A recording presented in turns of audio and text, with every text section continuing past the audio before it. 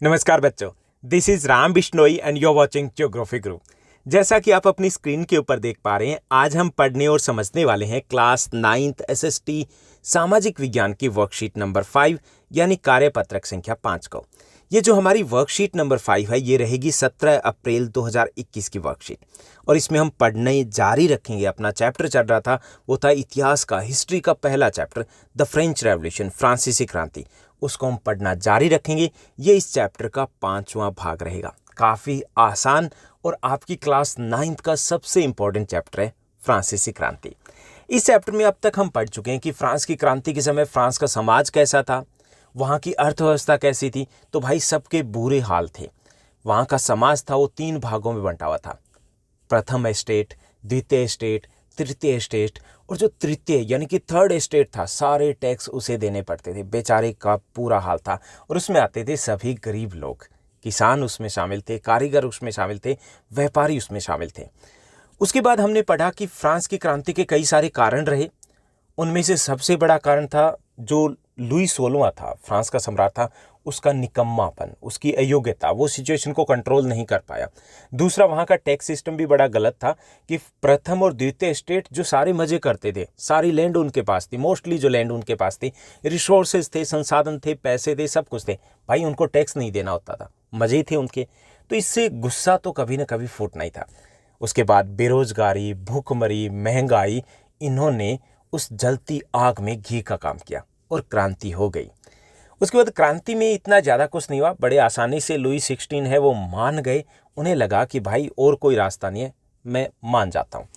उसके बाद जो क्रांति में जितना कुछ नहीं हुआ, उससे कहीं ज़्यादा ड्रामे जो हुए वो क्रांति के बाद हुए। यानी कि पूरा रायता फैल गया, कभी कुछ कभी कुछ। हमने काफ़ी कुछ पढ़ लिया है कि 1789 में, 1789 में फ्रांस की क्रांति हुई थी। उसके बाद 1791 में वहाँ का संविधान बन के तैयार हो गया और वहाँ पर कुछ लोगों को वोटिंग राइट दिए गए। उसके बाद उसको बदल दिया गया। उसके बाद वहाँ पर राजतंत्र को समाप्त कर दिया गया, गणतंत्र की स्थापना की गई। उसके बाद एक और काल आया जिसे हम आतंक का शासन कहते हैं, जेकोबिन सरकार बनी, अब वो भी चली गई। उसके बाद क्या, चलिए कुछ और ड्रामे हम देखते हैं कि उसके बाद फ्रांस की क्रांति के बाद फ्रांस में क्या कुछ हुआ था। तो हम 1794 से 1799 की बात करेंगे। उसके बाद 1814 तक भी चलेंगे, यानी कि बहुत आगे तक हमें चलना है। तो 1794 से 1799 का जो काल है, उस वक्त उदार गणतंत्र था, यानी कि अब भी गणतंत्र था फ्रांस। गणतंत्र समझते हो ना, रिपब्लिक। गणतंत्र वो देश होता है जिस देश का मुखिया चुना हुआ व्यक्ति होता है। हमारा देश गणतंत्र है, गणतंत्र दिवस हम मनाते हैं ना, यानी कि हमारे देश के मुखिया राष्ट्रपति हैं, वो चुने हुए। ब्रिटेन एक गणतंत्र नहीं है क्योंकि वहाँ के मुखिया चुने हुए नहीं आए। तो यहाँ पर ये जो काल है 1794 से 1799 का काल है, ये उदार गणतंत्र का काल है। यानी कि यहाँ पर गणतंत्र था, चुनी सरकार थी और उस वक्त कुछ उदारवादी नीतियाँ अपनाई गई, यानी कि कड़ी जो नीति थी, जैसा कि जेकोबिन सरकार ने अपनाई थी, वैसा कुछ नहीं किया गया। नेशनल कन्वेंशन ने एक संविधान का निर्माण किया, यानी भाई एक बार फिर से एक संविधान बना डाला उन्होंने। बैठे थे, मूड बन गया, लिख डालते हैं, फिर लिख डाला। और इस बार उन्होंने कार्यपालिका को उत्तरदायित्व 5 सदस्यीय निदेशक मंडल या डायरेक्टरी को दिया। यानी कि इस बार उन्होंने कहा कि भाई एक बंदा तो ठीक नहीं है, क्योंकि उन्होंने देख लिया था मैक्सिमिलियन रॉबस्पियर को, भाई एक बंदे का मूड बदल जाए तो सब की वो बजा देंगे, एक तरीके से सबके लिए सबकी वोट लगा देंगे। अब उन्हें पता था कि ऐसा रिस्क नहीं ले सकते, तो उन्होंने दोबारा से संविधान लिखा और संविधान में इस बार एक नया प्रयोग किया, नया एक्सपेरिमेंट किया कि हम बनाते हैं 5 सदस्यों को रूलर, 5 सदस्यों को शासक बनाएंगे। इसे कहा गया डायरेक्टरी रूल। ओके, ये डायरेक्टरी नहीं होता जैसा कि यहाँ पे लिखा गया, ये होता है डायरेक्टरी रूल। तो इसे हम डायरेक्टरी शासन कहते हैं। नेशनल कन्वेंशन के बाद फ्रांस में डायरेक्टरी शासन की शुरुआत हुई। कब से हुई? 1794 से। यानी कि 5 व्यक्ति थे, वो मिल करके शासन को चलाते थे। कोई एक व्यक्ति के साथ के पास सत्ता ताकत नहीं थी। तो 1795 में लगभग इसकी शुरुआत होती है और 1799 तक ये डायरेक्टरी शासन चलता है।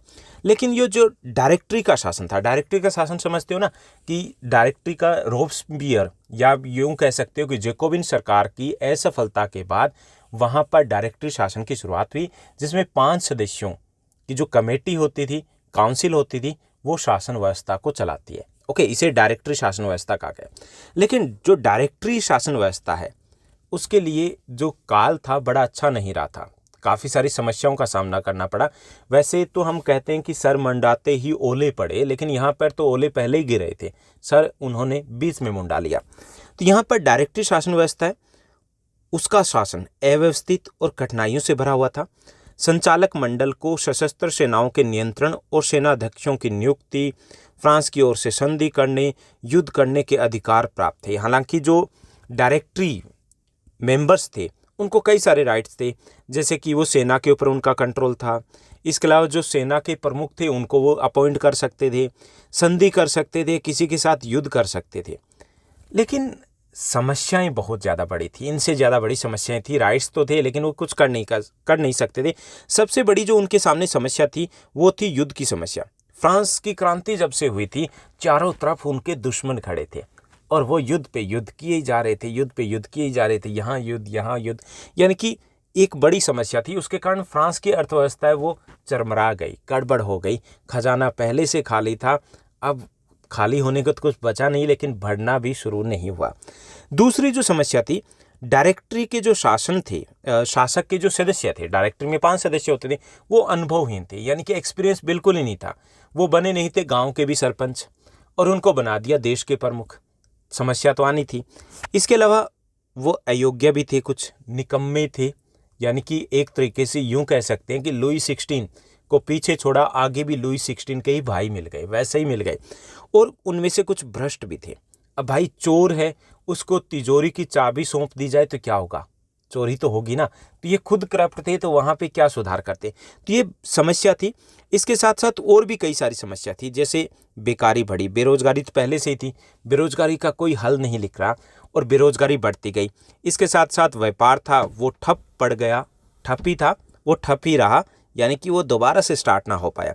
विदेश नीति भी कमजोर रही, किसके साथ समझौता करना है, किसके साथ संधि करनी है, किसके साथ नहीं करनी। उसी विदेश नीति के कारण ही तो ये लगातार युद्ध किए जा रहे थे। तो ये कुछ समस्याएं थी जो आराम से आप लिख सकते हो कि क्या क्या समस्याएं थी, कौन सी कठिनाइयों का सामना करना पड़ा डायरेक्टरी शासन को।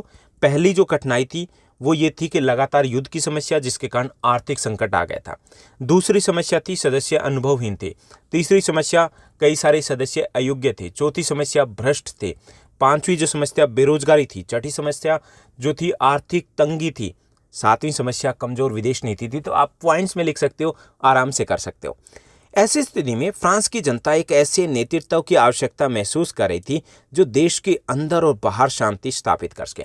अब जो जनता थी, बहुत शुरुआत में जब भाग लिया तो बड़ा जोश था उनमें कि सैनिकों आक्रमण, क्रांति करेंगे, ये करेंगे। जब क्रांति के बाद भी कुछ हल ना निकला तो उन्हें लगा कि भाई ये तो बिल्कुल भी गड़बड़ हो गई।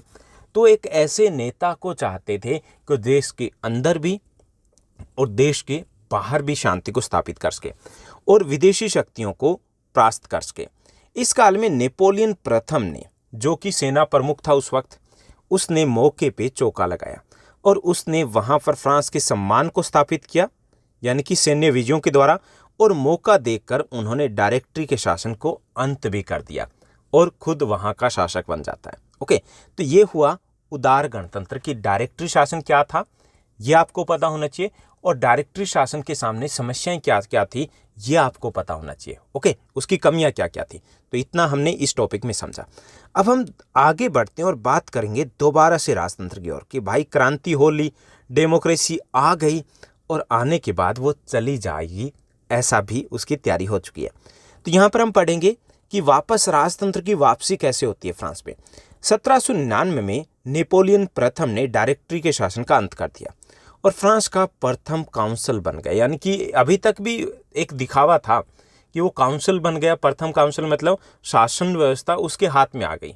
ओके, और 1804 में उसने क्या किया कि उसने एक तरीके से डेमोक्रेसी, उसकी हत्या कर दी, उसका मर्डर कर दिया और खुद बन गया सम्राट। यानी कि दोबारा से राजतंत्र आ गया और लोकतंत्र को टाटा बाय बाय बोल दिया गया। तो यहाँ पर एक इंपॉर्टेंट क्वेश्चन बनता है कि नेपोलियन फ्रांस का सम्राट कब बना, तो वो 1804 में बनता है। इस तरह नेपोलियन ने साम्राज्यवादी शासन व्यवस्था की शुरुआत हुई और नेपोलियन ने अपने विजयी अभियानों के द्वारा यूरोप का राजनीतिक भूगोल बदल दिया। भाई बंदा बड़ा गजब का था। उसने इतना बहादुर और चतुर था कि उसने पूरे यूरोप का ही भूगोल बदल के रख दिया और पूरे यूरोप पर, लगभग से यूरोप के ऊपर फ्रांस का कब्जा हो गया और उसने 1812 में रूस पर आक्रमण किया, जहां सर्दी और वातावरण से उसकी सेना को बहुत क्षति पहुंची और यहीं से उसकी उल्टी गिनती शुरू हो जाती है। यानी कि ऊपर पे जो बंदा जाता है कभी ना कभी वापस भी उसको नीचे आना होता है। तो यही उसके साथ होता है कि उसने विजय प्राप्त की, एक तरीके से उसका कोई भी सामना नहीं कर सकते थे और जो इनके शत्रु राष्ट्र थे उनको भी आपस में मिलना पड़ा कैसे भी नेपोलियन को रोकने के लिए। तो उसकी पहली गलती जो थी वो 1812 में थी, जब उसने रूस के ऊपर आक्रमण कर दिया, क्योंकि वहाँ पर सर्दियाँ थी, काफ़ी ज़्यादा वातावरण अलग था और उन्होंने उनकी तैयारी नहीं की थी। इसके कारण उनके बड़ी संख्या में सैनिक मारे जाते हैं और यहीं से उसकी उल्टी गिनती है वो शुरू हो जाती है। 18 जून 1815 को वाटरलू के युद्ध में उसकी अंतिम हार होती है। उसके बाद नेपोलियन को बंदी बना करके सेंट हेलेना द्वीप भेज दिया जाता है। 1821 में उसकी वहीं पर मृत्यु हो जाती है। यहाँ पर भी एक इंपॉर्टेंट क्वेश्चन बन रहा है कि नेपोलियन की हार किस युद्ध में हुई, तो वो वाटरलू के युद्ध में हुई थी। नेपोलियन का अंतिम युद्ध कौन सा था, तो वो वाटरलू का युद्ध था। कब लड़ा गया, 1815 में लड़ा गया और नेपोलियन की मृत्यु हो जाती है 1821 में। लेकिन इस दौरान उसने बहुत कुछ ऐसा किया जिसके लिए आज भी नेपोलियन को याद रखा जाता है, उसकी बहादुरी के लिए याद रखा जाता है। एक तो हमेशा वो बंदा पॉजिटिव सोचता था। कहा जाता है कि एक बार वो एक ऐसे इलाके में घिर गया जहां पर चारों तरफ सेना ने उसको घेर लिया, तो उसको उसके जो तोपची थे वो आकर के उसे बताते हैं कि हमें चारों तरफ से घेर लिया गया है। तो वो ये नहीं कहता कि टेंशन है, क्योंकि वो लीडर था। अगर वो टेंशन में आता तो सैनिकों का क्या होता। तो उन्होंने कहा कि बड़ी अच्छी बात है, इसका मतलब ये हुआ कि हम किसी भी दिशा में किसी भी डायरेक्शन में गोली चलाएंगे, मरेगा दुश्मन ही। तो बहुत पॉजिटिव सोच का बंदा था, लेकिन उसने बहुत कुछ ऐसा किया जिसके लिए उसको याद किया जाता है। यहाँ से हमारा एक इंपॉर्टेंट क्वेश्चन भी बनेगा कि फ्रांस की सिविल संहिता, सिविल कोड कह लीजिए, कि फ्रांस का जो सिविल कोड है उसे हम नेपोलियन कोड भी कहते हैं, नेपोलियन प्रथम द्वारा 1804 में फ्रांस में लागू किया गया। सिविल कोड क्या है, एक तरीके से यूं कह सकते हैं कि एक नया संविधान था, बहुत सारा बदलाव किया था उसने, तो इसको हम सिविल कोड भी कहते हैं, नेपोलियन कोड के नाम से भी जाना जाता है, इसे नेपोलियन कोड भी कहा जाता है। तो सिविल कोड कब लागू किया गया, 1804 में। नेपोलियन कोड कब लागू किया गया, 1804 में। इसमें नए और पुराने कानून थे, उनमें एक तरीके से तालमेल बनाया गया, यानी कि जो पुराने कानून अच्छे थे उनको रखा गया, जो सही नहीं थे उनमें बदलाव कर दिया गया।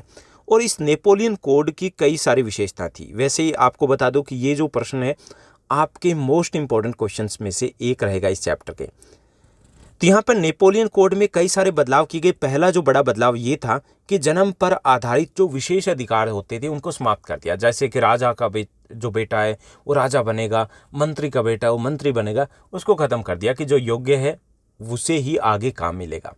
तो पहला, जन्म पर आधारित जो विशेष अधिकार थे वो खत्म कर दिए गए। दूसरे ये कि इसके तहत धर्म की स्वतंत्रता प्रदान की गई, यानी कि धार्मिक स्वतंत्रता दी गई कि हर व्यक्ति स्वतंत्र है किसी भी धर्म को मानने के लिए या फिर ना मानने के लिए। और सरकारी नौकरियों में धर्म या किसी भी आधार पर भेदभाव को खत्म कर दिया गया कि जो योग्य है उसे ही नौकरी मिलेगी।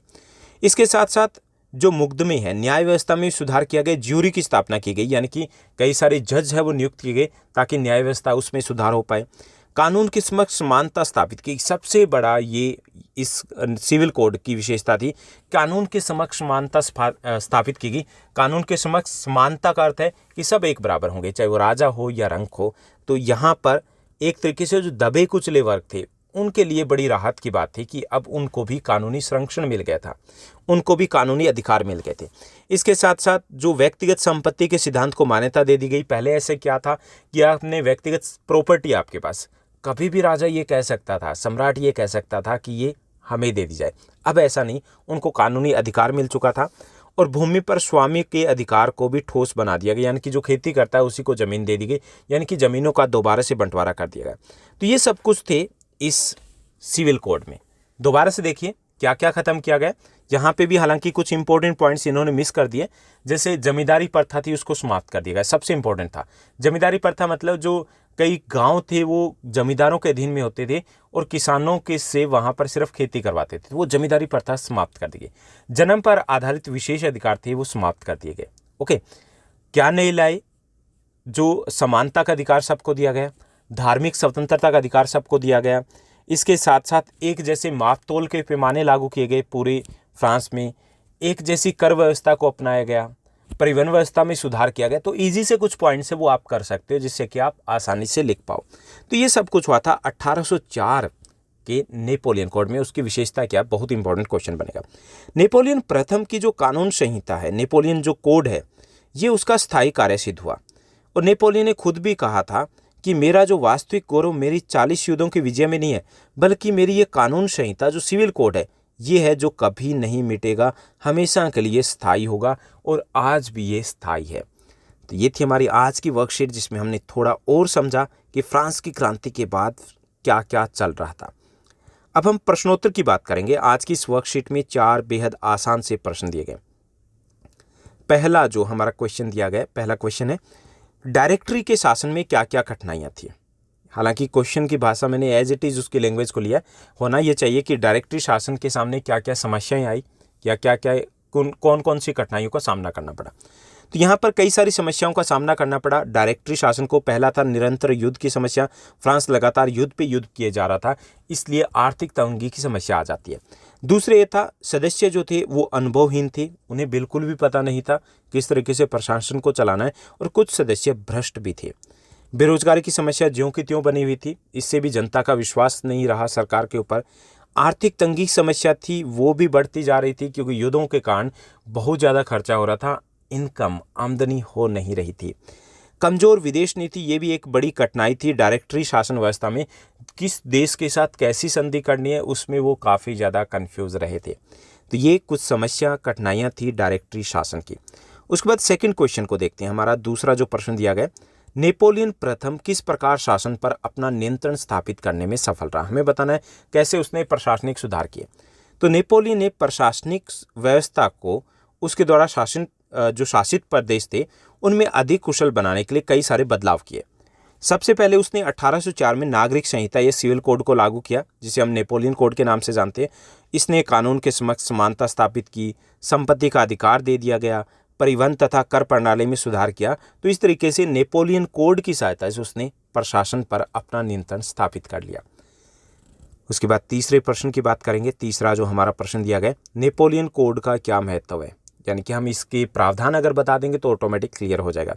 तो नेपोलियन कोड के तहत सामंती व्यवस्था को समाप्त कर दिया गया, यानी कि जमींदारी प्रथा को समाप्त कर दिया गया। दूसरे एक कि जन्म आधारित अधिकारों को समाप्त कर दिया गया वहाँ पर, यानी किसी को भी स्पेशल राइट नहीं मिलेंगे, जिसकी जो योग्यता उसी के अनुसार उसको जो भी व्यवहार कह लीजिए या जॉब कह लीजिए वो मिलेगा। जन्म आधारित अधिकार थे उनको समाप्त कर दिया गया। कानून के समक्ष समानता स्थापित की गई, यानी कि कानून के सामने एक बराबर होंगे, चाहे वो राजा हो चाहे वो रंक हो। संपत्ति का अधिकार सबको दे दिया गया, हर कोई व्यक्ति अपनी संपत्ति वो इकट्ठा कर सकते थे। परिवहन तथा कर प्रणाली में भी सुधार किया गया। तो ये कुछ बड़े सुधार थे नेपोलियन कोड के तहत। उसके बाद नेक्स्ट जो हम प्रश्न की बात करेंगे, फोर्थ है, नेपोलियन कोड में दिए गए किन कानूनों और प्रावधानों को आप अपने लिए महत्वपूर्ण मानते हैं और क्यों। भाई किन कानूनों की बात नहीं करेंगे, हम एक ही कानून की बात करेंगे कि नेपोलियन कोड ने कानून के समक्ष समानता स्थापित की। मैं इस प्रावधान को सबसे महत्वपूर्ण मानता हूं, क्योंकि इसने कमजोर वर्ग पर शक्तिशाली वर्ग के दबदबे को समाप्त किया और उन्हें कानूनी सुरक्षा प्रदान की। तो मेरे अनुसार, हमें अपने अनुसार लिखना ना, तो कानून के समक्ष जो समानता थी वो सबसे महत्वपूर्ण प्रावधान था। तो ये थी हमारी आज की काफ़ी आसान सी वर्कशीट। उम्मीद करता हूँ आपको अच्छे समझ में आया होगा।